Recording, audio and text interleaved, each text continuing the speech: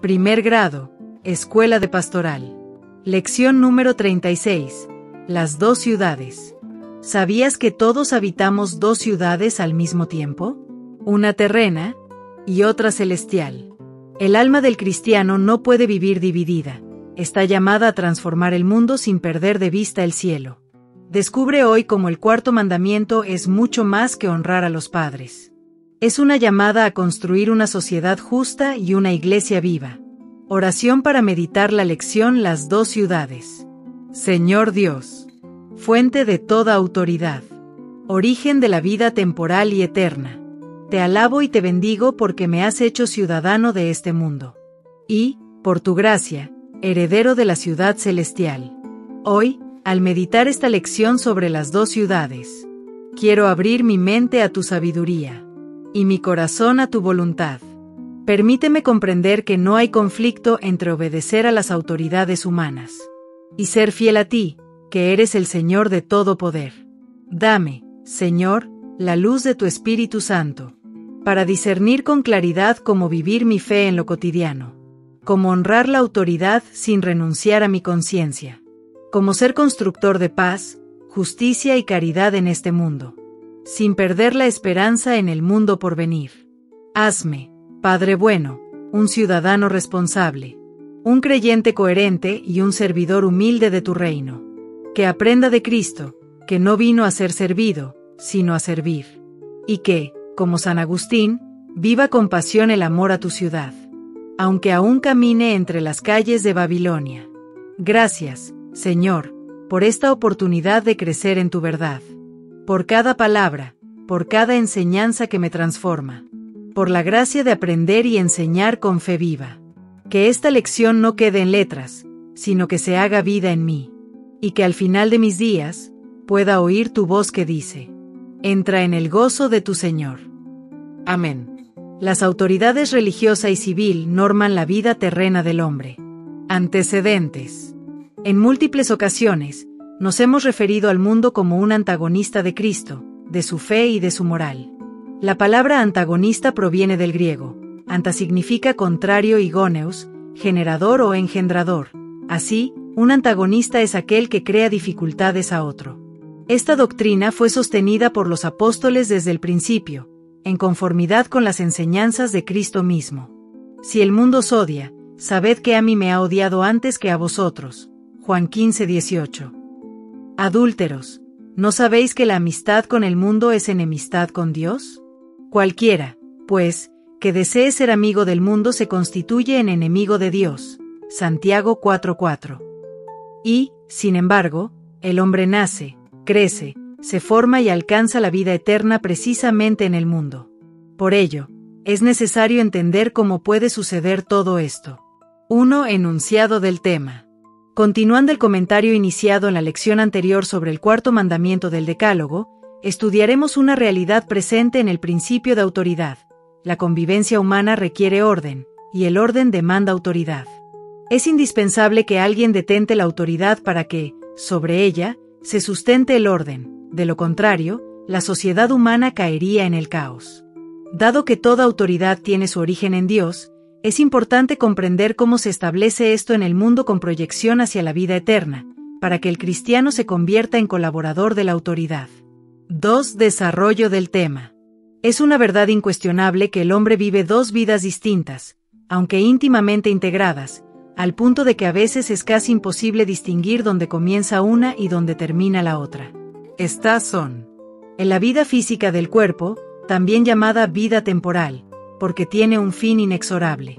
En la vida del espíritu, conocida como vida espiritual o vida eterna, porque no tendrá fin.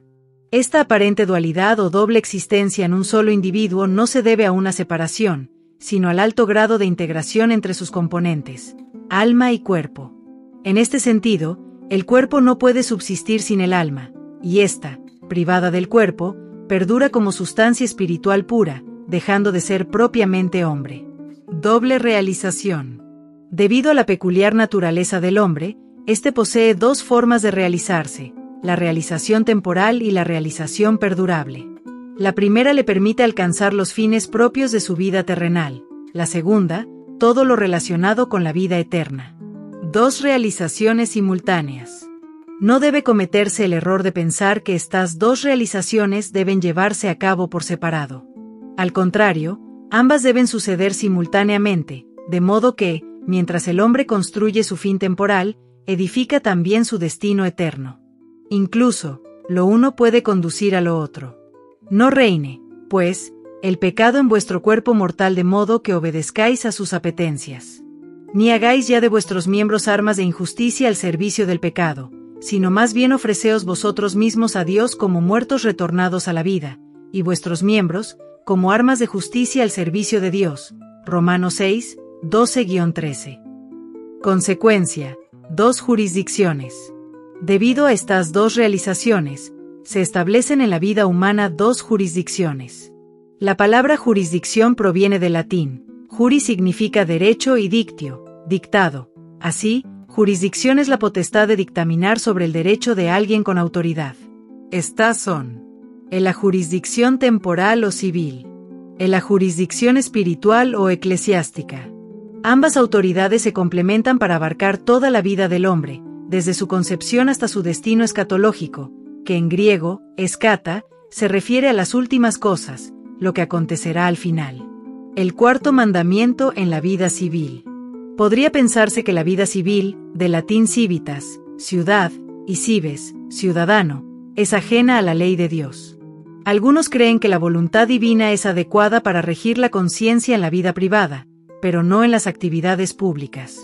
Sin embargo, San Pablo enseña: sométense todos a las autoridades constituidas, pues no hay autoridad que no provenga de Dios, y las que existen, por Dios han sido constituidas. De modo que quien se opone a la autoridad, se rebela contra el orden divino, y los rebeldes se atraerán sobre sí mismos la condenación. Romanos 13, 1-2. Toda autoridad viene de Dios. Para respaldar lo dicho por San Pablo, recordemos las palabras de Cristo a Pilato, cuando éste se jactó de tener poder sobre el destino del Redentor. Dícele Pilato: ¿a mí no me hablas? ¿No sabes que tengo poder para soltarte y poder para crucificarte? Respondió Jesús: no tendrías contra mí ningún poder, si no se te hubiera dado de arriba.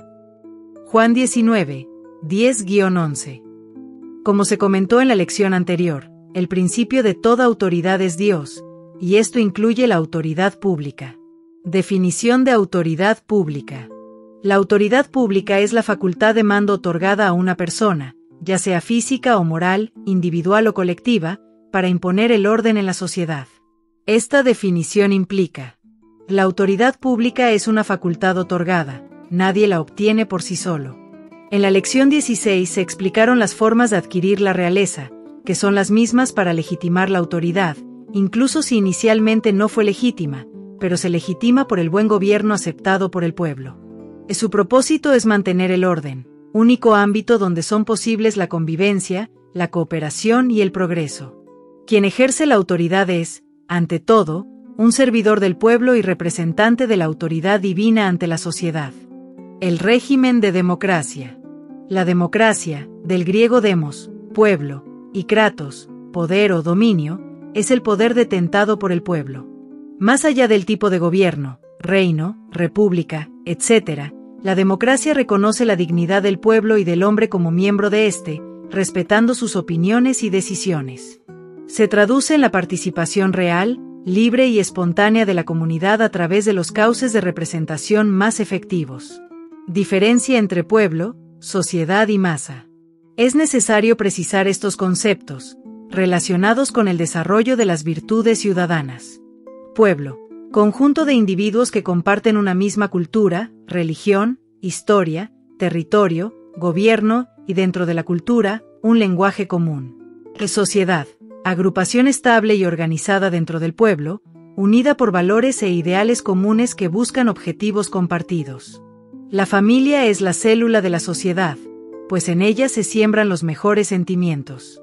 Masa: conjunto desorganizado e inestable de individuos que, de forma inconsciente o involuntaria, adoptan ideas u opiniones ajenas, contrarias a su dignidad, que rechazarían si estuvieran libres de enajenación. Actitud correcta del cristiano en la vida pública. Cristo advierte sobre los vicios en las actividades públicas y enseña: Sabéis que los jefes de las naciones las dominan como señores absolutos, y los grandes las oprimen con su poder. No ha de ser así entre vosotros, sino que el que quiera llegar a ser grande entre vosotros, será vuestro servidor, y el que quiera ser el primero entre vosotros, será vuestro esclavo, de la misma manera que el Hijo del Hombre no ha venido a ser servido, sino a servir y a dar su vida como rescate por muchos. Mateo 20, 25-28. Deberes de los agentes de la autoridad. Quienes colaboran con la autoridad civil a cambio de un salario deben actuar con justicia, respetar la dignidad humana y conformarse con su ingreso honesto. San Juan Bautista lo expresó así. Vinieron también publicanos a bautizarse, y le dijeron: Maestro, ¿qué debemos hacer? Él les dijo: No exijáis más de lo que os está fijado. Preguntáronle también unos soldados: ¿Y nosotros, qué debemos hacer? Él les dijo: No hagáis extorsión a nadie, no hagáis denuncias falsas, y contentaos con vuestra soldada. Lucas 3, 12-14. El cristiano ante los gobernantes. La actitud del cristiano hacia los gobernantes, sin importar su calidad, está definida por los apóstoles. Ante todo recomiendo que se hagan plegarias, oraciones, súplicas y acciones de gracias por todos los hombres, por los reyes y por todos los constituidos en autoridad, para que podamos vivir una vida tranquila y apacible con toda piedad y dignidad. 1 Timoteo 2, 1-2. Amonéstales que vivan sumisos a los magistrados y a las autoridades, que les obedezcan y estén prontos para toda obra buena, que no injurien a nadie, que no sean pendencieros, sino apacibles, mostrando perfecta mansedumbre con todos los hombres. Tito 3, 1-2. Sed sumisos, a causa del Señor, a toda institución humana, sea al rey, como soberano, sea a los gobernantes, como enviados por él para castigo de los que obran el mal y alabanza de los que obran el bien. Honrad a todos, amad a los hermanos, temed a Dios, honrad al rey.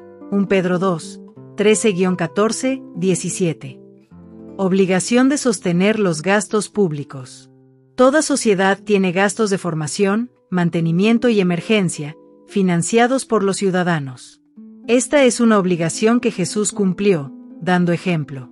Cuando entraron en Cafarnaum, se acercaron a Pedro los que cobraban el didracma y le dijeron: ¿No paga vuestro maestro el didracma? Dice él: sí. Y cuando llegó a casa, se anticipó Jesús a decirle: ¿Qué te parece, Simón? Los reyes de la tierra, ¿de quién cobran tasas o tributo, de sus hijos o de los extraños? Al contestar él: de los extraños, Jesús le dijo: Por tanto, libres están los hijos. Sin embargo, para que no le sirvamos de escándalo, vete al mar, echa el anzuelo, y el primer pez que salga, cógelo, ábrele la boca y encontrarás un estáter. Tómalo y dáselo por mí y por ti. Mateo 17, 24-27. Obligación común a gobernante y gobernados. El buen gobierno no solo corresponde al gobernante, sino también a los gobernados. Estos deben ofrecer opinión pública para encontrar soluciones y crítica constructiva para corregir errores. El cristiano debe señalar fallas y aplaudir aciertos, siempre con respeto, considerando al gobernante como agente de la autoridad divina y servidor del pueblo, merecedor de apoyo. Toda forma de oposición violenta debe ser evitada por el cristiano. El poder espiritual. Cristo, que pudo dejar el gobierno espiritual en manos de ángeles o ejercerlo directamente, delegó su autoridad en los hombres, instituyendo a su iglesia para ser gobernada por los 12 apóstoles, con primacía en Pedro, y con la facultad de delegar sucesivamente hasta el fin de los tiempos. Después de una larga discusión, Pedro se levantó y les dijo: Hermanos, vosotros sabéis que ya desde los primeros días me eligió Dios entre vosotros para que por mi boca oyesen los gentiles la palabra de la buena nueva y creyeran. Hechos 15:7. No descuides el carisma que hay en ti, que se te comunicó por intervención profética mediante la imposición de las manos en el colegio de presbíteros. Yo te conjuro en presencia de Dios, de Cristo Jesús y de los ángeles escogidos, que observes estas recomendaciones sin dejarte llevar por prejuicios ni favoritismos. No te precipites en imponer a nadie las manos, no te hagas partícipe de los pecados ajenos. Consérvate puro. 1 Timoteo 4:14, 5, 21-22. La autoridad de la Iglesia. Este poder espiritual, transmitido por la imposición de manos a través de los siglos, constituye la autoridad que Cristo delegó inicialmente en Pedro y los apóstoles, extendida también a Pablo, quien reconoció la prioridad de Pedro. Luego, de allí a 3 años, subí a Jerusalén para conocer a Cefas y permanecí 15 días en su compañía. Gálatas 1:18. Cristo eligió a los 12. Los nombres de los 12 apóstoles son estos: primero Simón, llamado Pedro, y su hermano Andrés, Santiago el de Zebedeo y su hermano Juan, Felipe y Bartolomé, Tomás y Mateo el publicano, Santiago el de Alfeo y Tadeo, Simón el cananeo y Judas el Iscariote, el mismo que le entregó. Mateo 10, 2-4. Entonces oraron así: Tú, Señor, que conoces los corazones de todos, muéstranos a cuál de estos 2 has elegido para ocupar en el ministerio del apostolado el puesto del que Judas desertó para irse a donde le correspondía. Echaron suertes y la suerte cayó sobre Matías, que fue agregado al número de los 12 apóstoles. Hechos 1, 24-26. El primado de Pedro. La unidad de la Iglesia, querida por Cristo, solo es posible bajo una cabeza visible. Al ascender, Cristo designó a Pedro como su vicario, perpetuando este signo de unidad en sus sucesores. Y yo a mi vez te digo que tú eres Pedro, y sobre esta piedra edificaré mi iglesia, y las puertas del Hades no prevalecerán contra ella.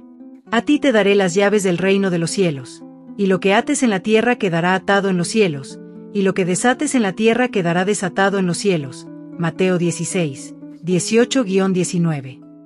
Cristo otorgó a Pedro un poder sin límite, que éste transmitió íntegramente a sus sucesores, los papas, base de la autoridad de la Iglesia. 2 autoridades que no crean conflicto. La autoridad de la Iglesia no entra en conflicto con la autoridad civil, pues la primera es espiritual y la segunda, temporal.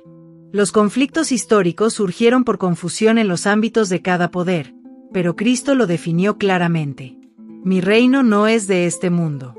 Si mi reino fuese de este mundo, mi gente habría combatido para que no fuese entregado a los judíos, pero mi reino no es de aquí. Juan 18:36. La política, lindero de confusión. La política, del griego polis, ciudad, es el arte de ordenar y gobernar la vida pública, es decir, los bienes e intereses comunes. Algunos consideran que la religión debe limitarse a lo privado y no influir en la política. Sin embargo, el hombre no puede vivir auténticamente con criterios divididos. El episcopado mexicano ha declarado: los laicos cristianos, viviendo de fe, edifican la comunidad de salvación en lo político cuando, a través de su compromiso y de su acción política, Cristo vivifica, con su verdad y su vida, las estructuras humanas donde se juega la suerte del advenimiento del reino de Dios. 3. Conclusión: el cristiano y las 2 ciudades. San Agustín, en su obra La ciudad de Dios, describe 2 ciudades, la ciudad de Dios y la ciudad de este mundo, Babilonia. Las distingue así: 2 amores han dado origen a estas 2 ciudades, el amor de uno mismo dirigido hacia lo mundano, en desprecio de Dios, y el amor de Dios dirigido hacia lo celestial, en desprecio de uno mismo. El primero persigue la gloria humana, el otro solo aspira a Dios como testimonio de la conciencia, como gloria suprema. Aquel se envanece consigo mismo, este le dice a Dios: gloria mía y sostén de mi persona.